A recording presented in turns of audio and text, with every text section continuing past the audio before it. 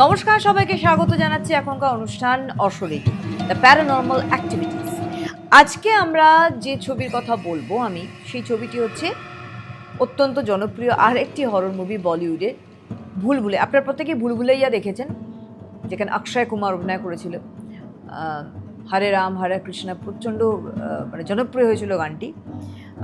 সেই ছবিটির তৃতীয় পার্ট, অর্থাৎ ভুলভুলাইয়া 3।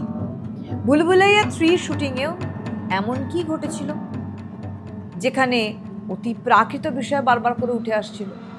আর একটি কথা তার আগেই বলে রাখি, দেখুন ভুলভুলাইয়া 3 এটাও এই প্রথম যে ভুলভুলাইয়াতে হয়েছিল সেটার সঙ্গে এই অশরীরী দ্য প্যারানর্মাল অ্যাক্টিভিটিস, এখানে আমি বারবার করে সাইকোলজির কথাও বলেছি, যেটা একটা প্যারানর্মাল অ্যাক্টিভিটিসের সঙ্গে কিছু ক্ষেত্রে সাইকোলজি যুক্ত রয়েছে।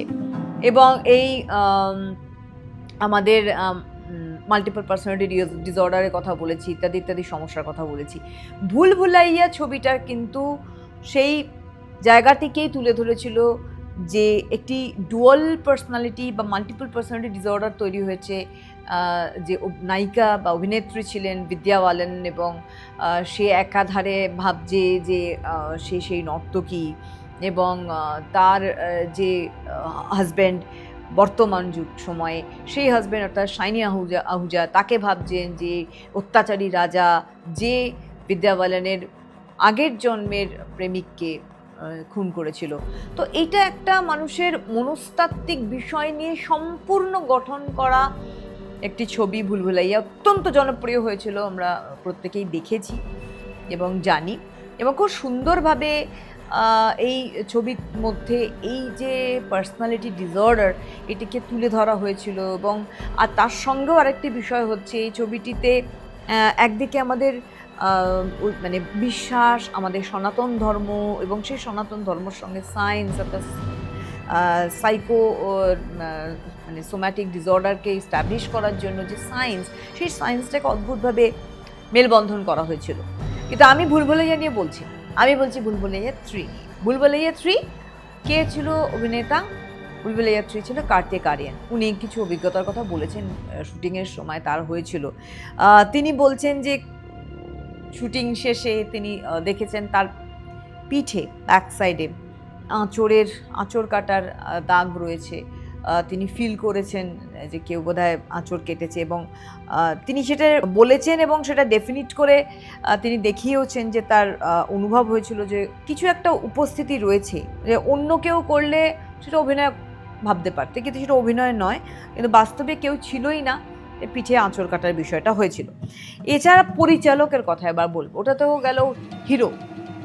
আর বলে রাখি, ভুলভুলাইয়া 3 রিলিজ হয়েছিল 2024 ফার্স্ট নভেম্বর, দিওয়ালির দিনে রিলিজ হয়েছিল এই ভুলভুলাইয়া 3 ছবিটি। এবং কলকাতায় আপনারা দেখেছেন কার্তিক আরিয়ান এসেছিলেন, এবং প্রচুর জনতার ভিড় জমে গিয়েছিল সেখানে। পরিচালক আনিশ বাজমি, তিনি একটি অভিজ্ঞতার কথা বলেন ভুলভুলাইয়া 3 শুটিংয়ের সময়।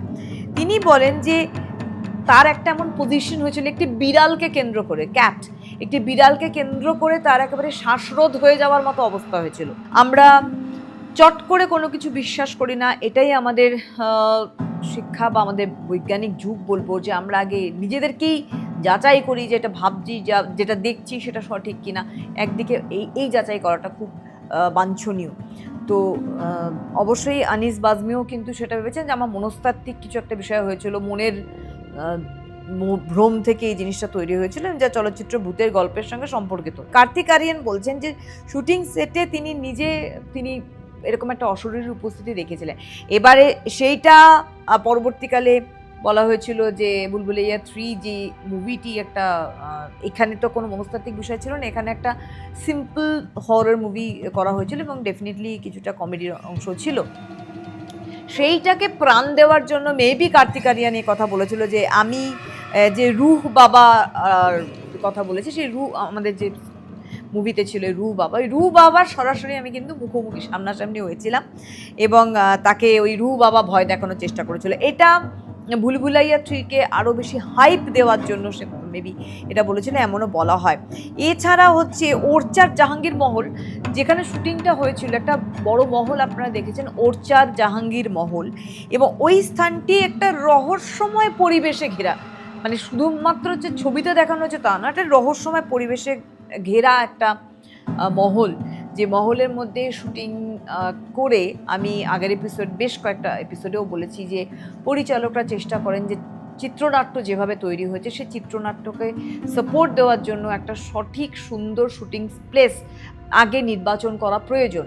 তো এই যে ওরচার জাহাঙ্গীর মহলকে নির্বাচন করা হয়েছিল, ওইটা কিন্তু অত্যন্ত রহস্যে ঘেরা, আমি বলছি না যে ভূতে, বাট রহস্যে ঘেরা একটা মিস্টিরিয়াস একটা ফোর্ট বা একটা মহল, ফোর্ট বলছি, একটা মহল। তো সেখানে শুটিং হয়েছিল। কিন্তু যতই আমরা বিজ্ঞানকে সামনে রাখি, কিছু কিছু ক্ষেত্রে কিন্তু এরকম প্রশ্নচিহ্ন কলাকুশলীদের মধ্যে উঠে এসেছে। আমি বলেওছি, এই বুলবুলিয়া 3 ক্ষেত্রেও হয়েছে যে কেন এমন দেখলাম, বা কার্তিক আরিয়ান নিজে বলেছেন যে আঁচড় কেটেছে, বা হয়তো বা উনি কিন্তু নিজে ভ্রমে ছিলেন যে কোনো অভিনেতা এটা করেছেন, কিন্তু কোনো অভিনেতা এই কাজটি করেননি, পরবর্তীকালে জেনেছি। এবার দেখুন কি অ্যাকচুয়াল হয়েছিল, বা আদৌ কতটা সেখানে ভৌতিক পরিবেশটাকে সাপোর্ট দেওয়ার জন্য তারাই গল্প বলেছিল কিনা পাবলিকের সামনে, বা অরিজিনালি তারা বুলবুলাইয়া 3 শুটিং করার সময় এই মহলে কোনো রহস্যময় কোনো উপস্থিতি, কোনো রহস্যময় অস্তিত্বের উপস্থিতি তারা উপলব্ধি করেছিলেন কিনা, এটা একটা বড় ধোঁয়াশার বিষয়। কিন্তু ভুলভুলাইয়া 2, দেন ভুলভুলাইয়া 3, ভুলভুলাইয়া 2 এর ক্ষেত্রে কিন্তু এমন কিছু আলোচনা খুব একটা সামনে আসেনি, তাদের আসেইনি। বাট ভুলভুলাইয়া 3 ক্ষেত্রে কিন্তু এই ধরনের প্রশ্ন উঠে এসেছে, অতি প্রাকৃত বিষয় এবং রহস্যময় অস্তিত্বের উপস্থিতি, যেটা সত্যি মনে প্রশ্ন জাগায় যে এই প্যারানর্মাল অ্যাক্টিভিটিস যেখানে যেখানে ঘটেছে, সেখানে আমরা বাস্তব জীবনে গেলে সায়েন্স কতটা সাপোর্ট দিচ্ছে, কতটা প্যারানর্মাল অ্যাক্টিভিটিস তার থেকে অনেকটা দূরে থাকছে। আসবো আমরা পরবর্তী এপিসোডে আরও কিছু আলোচনা নিয়ে। দেখতে থাকুন অশরীরী, দ্য প্যারানর্মাল অ্যাক্টিভিটিস। নমস্কার।